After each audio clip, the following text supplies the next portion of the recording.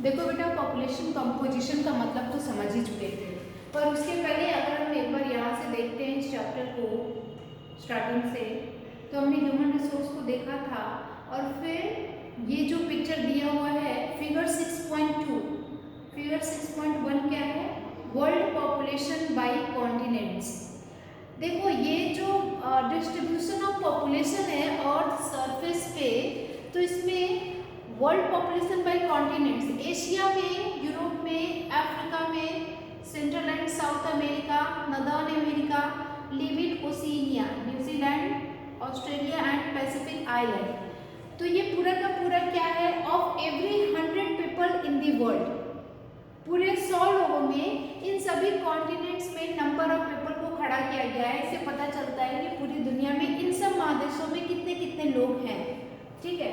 लेकिन ये वाला जो पिक्चर है figure 6.2, world's most populous country, अगर आपको कहा जाए कि आपको एक डायग्रामेटिक प्रेजेंटेशन करना है, you have to locate the countries on the outline map of the world. अब नंबर 1 है चाइना पॉपुलेशन में, most populous country of the world China, और इसको अगर कहा जाए नंबर 2 पे इंडिया और नंबर 3 पे यूएसए, टॉप 3 में, ठीक है। इसको मैं कहूँगी इसको ग्राफ में बनाओ, तो आप इसको दिखा सकते हो, एक तरफ आप लिखोगे कंट्रीज और दूसरी तरफ आप लिखोगे पॉपुलेशन, और ये पॉपुलेशन मिलियन में है, ये याद रखना, मिलियन यानी कि 10 लाख, 1 मिलियन 10 लाख। तो आपने कंट्रीज लिखा, पॉपुलेशन लिखा और चाइना, इंडिया, यूएसए, तो ये 3 कंट्रीज को, अब यहाँ पे दिया हुआ है एनसीईआरटी में कि इन सभी कंट्रीज को क्या आप वर्ल्ड मैप पे दिखा सकते हो बिना देखे, बिना एटलस की हेल्प लिए। तो अगर हम चलो वर्ल्ड मैप पे देखें, तो ये देखो वर्ल्ड मैप पे क्या पोजीशन है, हाँ नंबर 1 है आपका चाइना, ठीक है, जो ब्लू एरिया चाइना, ये इंडिया के ऊपर वाला ये वाला जो पार्ट है ये आपका नंबर 1 है। इस फिगर में लिखा हुआ है चाइना के बाद बेटा ये सारी कंट्रीज को आपको वर्ल्ड मैप पे लोकेट करना आना चाहिए, ठीक है। तो आप वर्ल्ड मैप उठाएंगे और वर्ल्ड्स मोस्ट पॉपुलस कंट्री को, टॉप 10 कंट्रीज को आप होमवर्क में लोकेट करोगे वर्ल्ड मैप पे। Yes ma'am, this is your homework of this chapter, clear.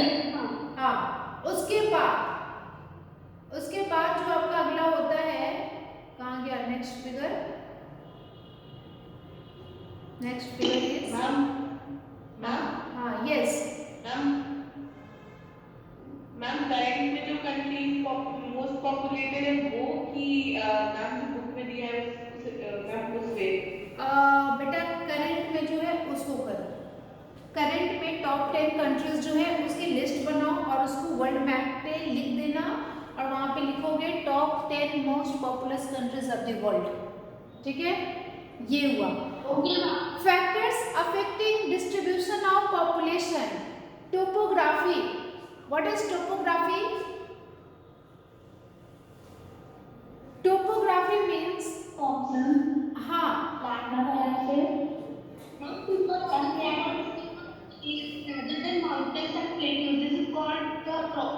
Topography means जो लैंड सरफेस है उसका up and down, clear.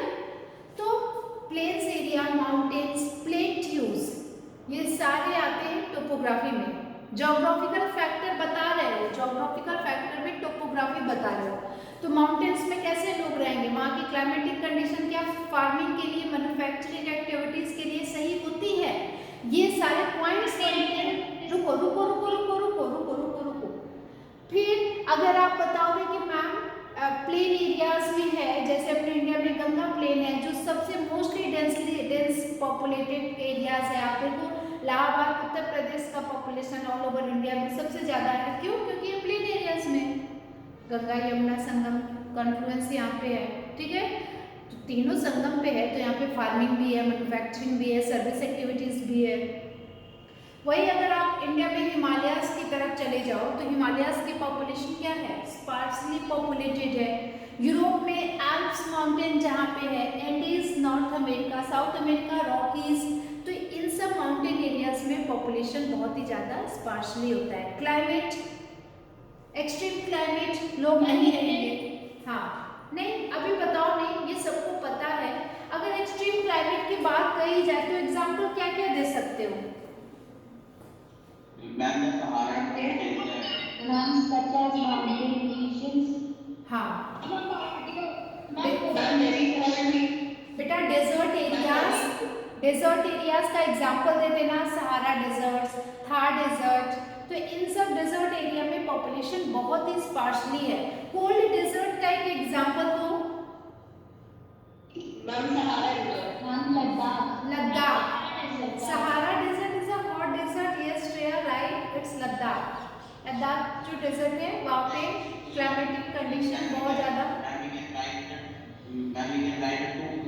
Country also. हाँ climate. हाँ ma'am like England and Russia. Russia, England नहीं है बेटा, रशिया है, ठीक है। रशिया की जो क्लाइमेटिक कंडीशन है बहुत, England is the coldest one. Not coldest, polar areas के आसपास वाले कंट्रीज कोल्डेस्ट में आएंगे।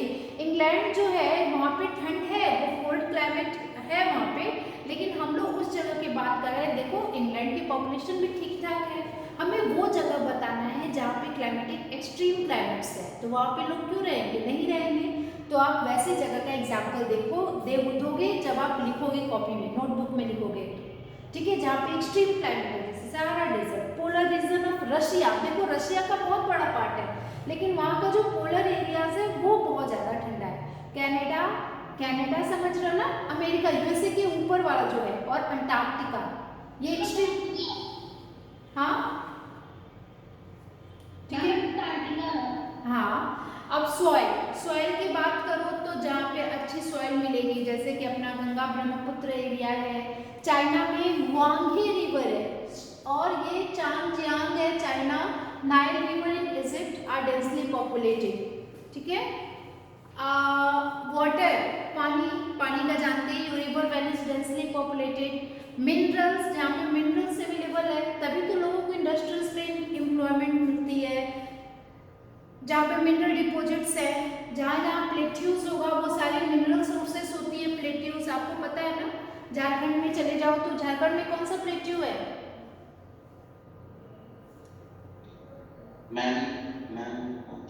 कौन सा प्लेट्यू है, बताओ जल्दी बताओ। झारखंड में, वाह वेरी गुड। छोटा नागपुर प्लेट्यू, और वहाँ पे एक हाँ वहाँ पर एक वाटरफॉल भी है छोटा नागपुर प्लेट्यू में, क्या नाम है उसका, याद है? कुछ भी याद नहीं है। एक काम करो तो मिनरल्स चैप्टर जब पढ़ेंगे तब। जॉग फॉल्स कर्नाटका में है बेटा, और जो रिवर है वो उसका क्या नाम है, शेरावती, जो कर्नाटका में है वाटरफॉल, ठीक है। हुंड्रू फॉल है झारखंड में, और छोटा नागपुर प्लेट्यू है वहाँ पे। तो वहाँ पे आप देखिए ना, कोल्स की कितनी बड़ी बड़ी माइंस लगी हुई हैं झारखंड में। Diamond mines of south Africa में डायमंड माइंस है, किम्बरले नाम है, ये आपने पढ़ा था पहले मिनरल्स वाले चैप्टर में। किम्बरले है, और एक और है जोहान्सबर्ग, यहाँ पे डायमंड्स माइंड है, गोल्ड और डायमंड्स की। Discovery of oil in the middle East countries कौन कौन सी हैं?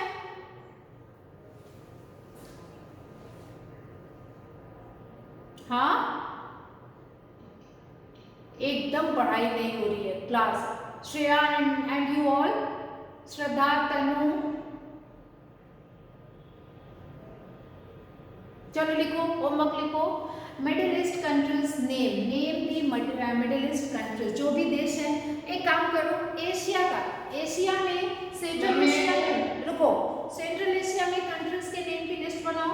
साउथ एशिया में कौन कौन सी कंट्रीज आएंगे उसकी लिस्ट बनाओ। Write down the question, homework, this is your second homework. Write down the name of countries in Asia. आप उसको डिवाइड कर देना, एशिया में central Asia, west Asia, south Asia और साउथ ईस्ट एशिया। क्लियर हुआ ना? तो इन सभी कंट्रीज के नेम लिख लेना। और याद होना चाहिए, जैसे ही पूछा जाए वैसे तुरंत बताओ। वर्ल्ड मैप पे हाँ मैम आप जब व्हाट्सएप पे क्लास लेंगी? किस पे? व्हाट्सएप पे? यस, हाँ बिल्कुल लेंगे बेटा। वो वैसे तो मैं लिंक भेज रही हूँ आजकल 1-2 दिन से, पर ऐसा करो व्हाट्सएप पे ये जरा वर्ल्ड मैप वाला काम करो। देखो मैंने आपको कहा था कि मुझे आपको मैप से पढ़ाना है, तो एक काम, तो इसके लिए कुछ करना पड़ेगा। एक्चुअली मैम के live homework ma'am WhatsApp. Okay, I will write down there. ठीक है, लिख दूंगी मैं। पर ये तो लिख लो कि करना क्या है। पहले लिखो कि locate the most top 10 most populous country on the map of India. Number 1 होगा and number 2 locate no name list the countries of Asia, central Asia, west Asia, south east Asia, है ना। एशिया का ऊपर वाला part कहाँ पर कौन से देश हैं। तो ये तो हो गया टोपोग्राफिकल फैक्टर। सोशल फैक्टर बताओ क्या हो सकता है। लिखा हुआ है housing, education, board education centres. हाँ हाँ बिल्कुल, जहाँ पे हाउसिंग अच्छी फैसिलिटीज हो, एजुकेशन और हेल्थ फैसिलिटीज जहाँ पे अवेलेबल हो, वहाँ पे डेंसली पॉपुलेटेड लोग रहते हैं। हाँ, पुणे और जो एग्जाम्पल दिया वही तो बताओगे, अपना तो कुछ सोचोगे नहीं। कल्चरल में क्या आता है?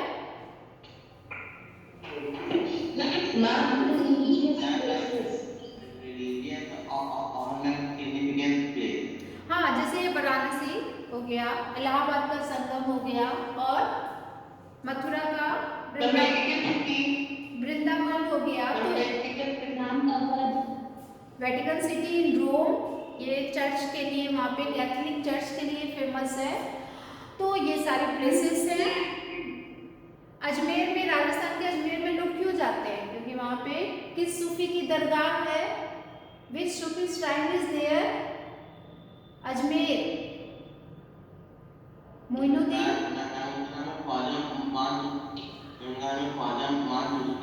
हाँ, ख्वाजा मोइनुद्दीन चिश्ती, वहाँ पे लोग चादर चढ़ाने के लिए जाते हैं। चलो, इकोनॉमिक फैक्टर में क्या बताओगे? Industrial areas provide employment, Osaka in Japan, Mumbai in India. आपको पता है economic capital of a country कौन है? मुंबई, है ना। तो this all are the factors which affect the population of any country. Population change, yes Ma'am, densely populated means, ma'am, what it means? Ma'am, densely populated. Densely populated means बहुत ज़्यादा population, बहुत ही highly populated. Okay. Okay, चलो अब आ जाओ figure 6.4 पे, balance of population पे। देखो बेटा, पॉपुलेशन इंक्रीज क्यों होता है बताओ। First figure, birth rate, yes, बस बस clear, yes, Because of the advanced facilities, people are not dying, so ma'am, and birth rate is increasing and death rate is decreasing. That's why population is increasing. Yes, very good. तो birth, हाँ, birth rate is high then death rate. Can you please take the names of what? Ma'am, names of those who wanted to answer. बेटा रुक जाओ, हर बार नाम बोलोगे तो थोड़ी दिक्कत हो जाएगी। चलो बस ऐसे ही बताते चलो, समझते चलो, ठीक है। सिमरजोत, बर्थ रेट हाई रहेगा, डेथ रेट कम रहेगा, तो पॉपुलेशन इंक्रीज होगा। पॉपुलेशन बैलेंस कब होगा?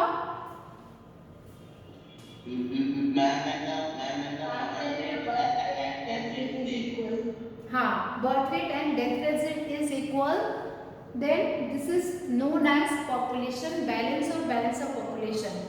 और population decrease जब बर्थ रेट कम और When birth rate is more and death rate is less.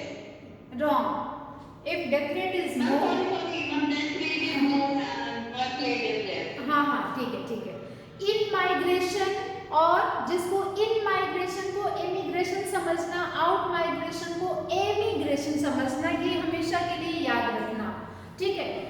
अब एक लास्ट है, ये क्या था, पैटर्न ऑफ पॉपुलेशन चेंज। देखो world differing rate of population growth, very high population growth कहाँ पे हो रही है पूरी दुनिया में, देखो वेरी हाई पॉपुलेशन ग्रोथ 3% से भी ज़्यादा, ये है आपका अफ्रीका। अफ्रीका में ये जो 3 देश हैं, ये 3 देश नहीं है, इसमें बहुत सारे हैं। अच्छा ये काम करना, जरा सा आप लोग क्या करोगे, क्या आप ये अफ्रीका के जो ये देश ब्लू कलर्ड हैं, क्या आप इनके नेम लोकेट कर सकते हो कि कौन कौन सी कंट्रीज हैं जहाँ पे very high rate of very high natural growth rate है? आप बता सकते हो? अभी मत बताओ, नहीं बता पाओगे क्योंकि आपको इतना नॉलेज नहीं है। बर्थ रेट में जितने भी, बर्थ रेट नहीं, ये अफ्रीका की कंट्रीज में जो इम्पोर्टेंट कंट्रीज हैं उनके नेम तो याद कर लो, bright students, so called bright students, ठीक है। तो ये काम करना, अब होमवर्क आज का समझ लो। एक मैप दे रही हूँ मैं, एशिया वाला तो कर ही लेना जिसमें मैंने बताया था, ठीक है। थोड़ा थोड़ा करके अफ्रीका की कंट्रीज का, नॉर्थ अमेरिका, साउथ अमेरिका की कंट्रीज को लोकेट करना भी, यूरोप में कौन कौन से देश हैं जो बड़े मेन हैं, ठीक है। और इन सब देशों का आपको नाम पता होना चाहिए कि कौन कौन सा कहाँ पे है। वैसे मैंने आपको बताया था कि मैं आपको कराऊंगी मैप रीडिंग से, आप लोग भी मुझे रिमाइंड नहीं कराते हो, मेरे दिमाग से चीज़ें उतर जाती हैं कि मुझे आपको मैप से पढ़ाना था चैप्टर, मैप और पिक्चर से पढ़ाना था चैप्टर।